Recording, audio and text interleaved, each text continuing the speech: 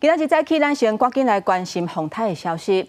抗瑞风台才打离开尔，今年第22号风台银星已经伫咧今仔日透早2点形成。估计拜3至拜5是上晚进咱台湾的时阵，不过这路线也阁有真大变数。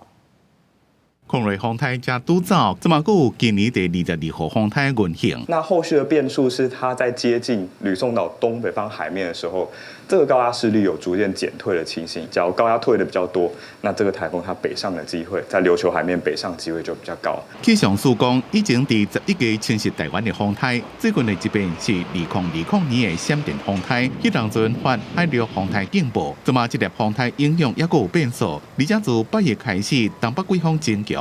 北部、东北部天气会变凉，而且有局部大雨。拜二东北季风更加强，拜3到拜4中部以北、宜兰花莲温度会降到20度以下。这是今年6月中趁天气好，工作人员甲浮球再出海设置。这粒成功浮球小波浪站是气象署甲加拿大尾来监测当地海上会当记录硬悬甲海温。因过抗瑞风台过境迄天中昼，监测资料显示硬愈来愈悬，尾下就无信号，原厂用定位测到已经派在海顶。那整个浮球，就是打回到了岸上。所以呢，我们这边来讲的话，会采购新的浮球去布放。